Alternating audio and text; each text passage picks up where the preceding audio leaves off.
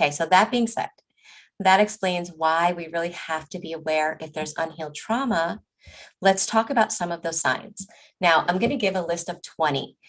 What I encourage you to do, okay, with this list, first of all, the goal with this list is to not like cause you to feel overwhelmed. The goal of this list is to try to shine the light in areas that may need your attention.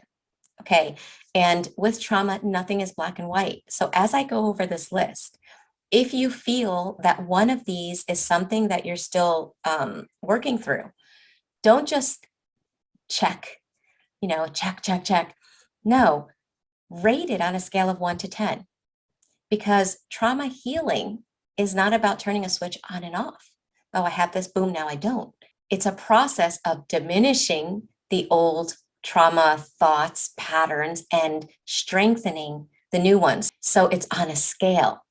And then I also encourage you to ask yourself, after you go through this list and you rate it on a scale of 1 to 10, each one, first celebrate all the ones that you feel you've overcome, or that you're getting, that you can see a shift at. Like really celebrate it, because trauma likes to stay so focused on danger that it doesn't always let you see those things. And when we don't take time to celebrate those things, we don't feel the motivation to keep going, because we don't realize that we are even making progress. And the third tip that I want to give you is ask yourself, rate each one of these things on how you were last year. If you've been on a trauma recovery journey, so to speak, rate it so that you can show your subconscious, like, look, this is where I was a 9 at this, now I'm a 6, and I'm proud of that. And that's also going to give you motivation. Okay, without further ado, let's jump into that list. Number 1 is addictive behaviors. This could be drugs, alcohol, shopping, vegging out, doing anything that allows you to push away intense feelings that you don't feel ready to deal with. The problem with this is that we might be stifling those intense emotions, but we are never processing and working through them. So as soon as the behavior is gone, those emotions come up in the body again. Number 2, fear of conflict. While nobody likes conflict, when you have a fear of conflict, where it almost feels as if something really bad is going to happen if somebody's angry or upset, then that is a sign of unhealed trauma.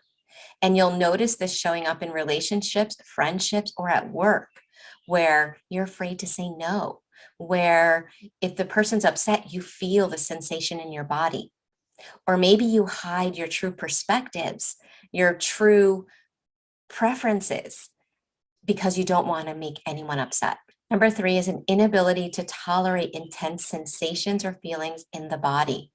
It's almost like you begin to develop a fear of the sensations that come up. And the reason is because trauma stores the memory in your body, and there's no time in those areas of your brain. So it's not like your brain can say, oh, but now you're an adult, and so even though this happened, this is who you are today. Trauma doesn't do that. It brings it up in the same way you felt it when it originally happened. So if it happened at 3 years old and it felt like life or death, that's how it comes up in the body. And we start feeling afraid of our own body. Number 4 is having an innate belief that you are worthless or bad, feeling tarnished, as if you have no value. And this is because if the trauma occurred in childhood, the child does not get angry at the parent. The child does not see the parent as bad. It's not safe to do that because that person is in charge of the child's survival. So the child turns inward and thinks that there's something wrong with them. Number 5 is black and white thinking, all or nothing thinking. And so this might show up in maybe you're feeling like you're moving forward and you're healing, and then something happens. It could be something very small. And rather than acknowledging that, yes, this thing that you did happened, and that doesn't mean that you're a bad person. It just means that this happened.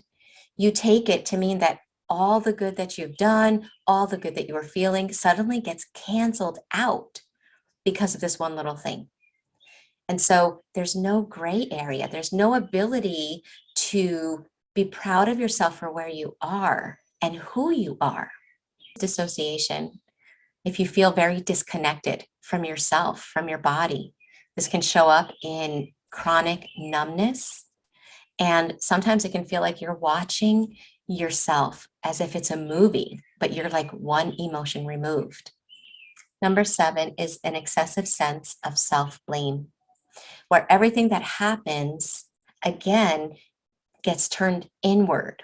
And this comes from childhood trauma because, again, the child does not want to blame the parent because the child needs to feel safe, that their caregivers are okay. And so they take all the blame, and the strategy becomes to try harder and harder and harder. But the reality is that it's taking on inappropriate responsibility as if everything's your fault when it's not. Number 8 is an inability to let go of toxic or dysfunctional people in your life. And the way this shows up is you might logically know someone is not good for you. You might see that it's harming you to be in this relationship, but you keep trying and trying and trying. This is a wound inside of you that's trying to heal.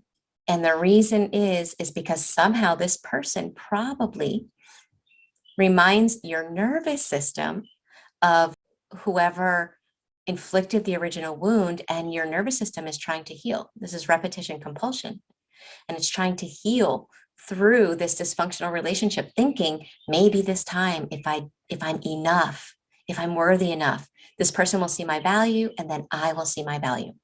Number 9 is intense anxiety, with 10 being sometimes intense depression. So you're flinging up sometimes and you're flinging down. And I know some people that have been a part of the Thriver School of Transformation. I know one particular person was diagnosed with bipolar disorder only to realize that she had CPTSD, that she did not have bipolar disorder. And so I'm not saying that anyone that has that diagnosis does not have it. So please, that's not what I'm saying. But what I am saying is that when you have an unhealed trauma, it can look like certain personality disorders that may not be what you really have. So just something to think about. Again, this is not telling anybody to stop any treatments or to diagnose or remove a diagnosis from themselves. Intrusive thoughts that create intense body sensations. It's almost like your thoughts have so much power. You think of like somebody in your mind going boo, and your body jumps. Now that's just a simple, tiny little thing, but that's kind of what your thoughts are doing all the time. They're coming on in unexpected moments that don't make sense, and it is sending the body into a frenzy. Number 12, you're stuck on the drama triangle, shifting from one role to the other, from different relationships, different circumstances. It could be with friends, it could be with significant others, it could be with a work relationship. But either way, you're always on one end of that drama triangle. Number 13 is intense fear of people, places, or things. And this is an unexplained fear. Like the fear doesn't make logical sense. And that's the key component, right? Because it's your nervous system is making assumptions based on fragments of the trauma.